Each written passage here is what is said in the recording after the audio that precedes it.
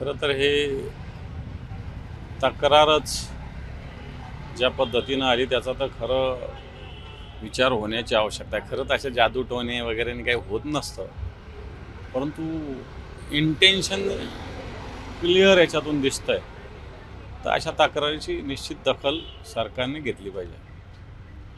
घराच्या जागी एखादा मुसलमान असता तर सर्व मुसलमानांची वरात काढली असती असं विजय वडेट्टीवार म्हणतात.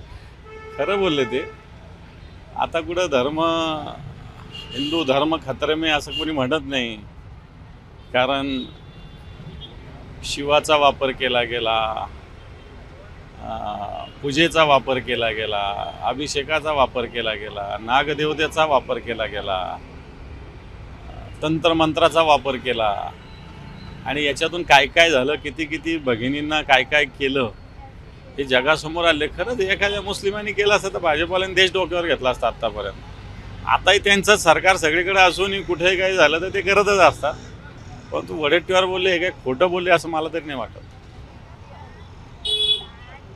दोन्ही राष्ट्रवादी एकच आहेत. उद्या जे आहे ते शरद पवार सुनेच्या प्रचाराला जातील असं नाना पटोले म्हणतात. जाऊ शकते. आता सुनेच्या प्रचाराला जाणं काही वावगं आहे असं मला तरी नाही वाटत ना. त्याच्यामुळे काही भावनेचा संवेदनेचा विषय असतो. रोजच राजकारण करण्याची काही गरज नाही.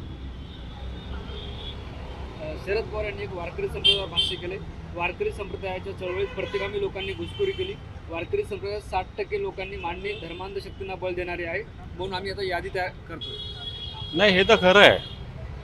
हे तर सत्य आहे. वारकरी जे आहे खऱ्या अर्थानं आपण सगळे पंढरीचे वारकरी म्हणतो आपण. हे आताचे वारकरी, मी सगळ्याविषयी नाही बोलत आहे, परंतु काही वारकरी धर्माचा बुरखा घेऊन ज्या जात्यंध शक्ती आहे त्याचाच प्रचार करतात. आता हिंदू धर्म खतरे में, देशात हिंदुत्वादी सरकार आहे, राज्यात हिंदुत्वादी सरकार आहे. आता कोणता हिंदू धर्म खतरे में, कोणापासून खतरे में? मग खतरे में असेल तर तुमच्याकडे बंदुकी तुमच्या काय गंजल्या का? आणि म्हणून असे आता गावोगाव कित्येक असे भाटगिरी करणारे काही वारकरी गावोगाव जातात. आणि स्पष्टच बोलायचं तर भारतीय जनता पार्टीला मदत होईल अशाच पद्धत निवडणुकीत विधानसभेला तर पारावर जाऊन मुक्काम करून अशा काही भोंदू महाराजांनी कीर्तनाच्या माध्यमातून, अशा प्रवचनाच्या माध्यमातून प्रचारच केलेला आहे ना. आता भारतीय जनता पार्टी अशा कित्येक महाराजांना पाळते. भले संघाचा बुरखा घेतला जात असेल, मी संघाविषयी नाही बोलणार, पण भारतीय जनता पार्टी 100% बोलेल. बुरखा संघाचा द्यायचा आणि भारतीय जनता पार्टीचा प्रचार करायचा. असे कित्येक महाराज पे रोलवर भारतीय जनता पार्टीचे आहे. आणि शरद पवार साहेब बोलले काही चूक आहे असं मला नाही वाटत. अतिरिक्त मुख्य सचिव मनीषा म्हैसकर यांचे वक्तव्य समोर आले. त्यासोबत की महिला नको असं सांगत मला डावलण्यात आलं होतं आणि 2023 मधील महायुती सरकारविषयी हा मोठा गौप्यस्फोट होता. मला वाटतं आता त्याच वेळेस बोलायला पाहिजे होतं. मनीषाताई म्हैसकर चांगले अधिकारी आहे, परंतु त्यांनी त्याच वेळेस या भूमिका मांडायला पाहिजे होत्या. आता तर त्यांच्याकडे महत्त्वाची जबाबदारी आहेच आहे ना. त्याच वेळेस भूमिका मांडली असती तर बरं झालं असतं. परंतु शेवटी सरकारच्या दबावाखाली अधिकारी काही बोलत नाही, सरकारच्या दबावाखाली काही करतात. दोन्ही गोष्टी अधिकारी करतात. आता तसंच चालू आहे. छत्रपती संभाजीनगर महानगरपालिकेचे विरोधी पक्षनेते यांचा एक व्हिडिओ व्हायरल झाला. ते असं म्हणतात की कोई भी महापौर होगा इम्तियाज जलील की इजाजत के बिना ओल्ड सिटी में कुछ भी नहीं हो पाएगा.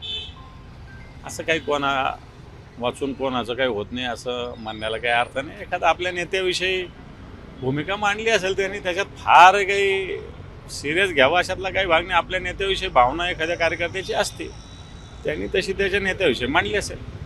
पण त्यांचं असं म्हणणं होतं की जुन्या शहरात जर काही काम करायचं तर इम्तियाज जलीलची परवानगी पहिले घ्यावं लागेल. असं काही नसतं. परवानगी कोणालाच कोणाची घ्यायचंच नाही. लोकशाही इथं महापौराची सुद्धा परमिशनची गरज नाही. तर इम्तियाज जलील कुठून आले?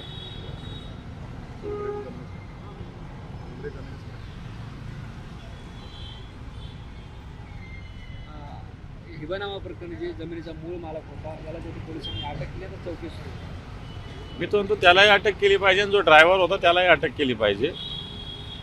तो तिथं कसा पोहोचला, कोण कोण होता सोबत, कोणी राजकीय नेते होते का, किती रक्कम दिली, ती रक्कम त्यांनी काय केली, कुठून आणली, याच्या सगळ्या इन्क्वायऱ्या केल्या पाहिजे. कारण हा कोट्यवधी रुपयाचा व्यवहार आहे आणि मला असं वाटतं नुसतं अटक करून भागणार नाही आणि एकट्याला अटक करून होणार नाही.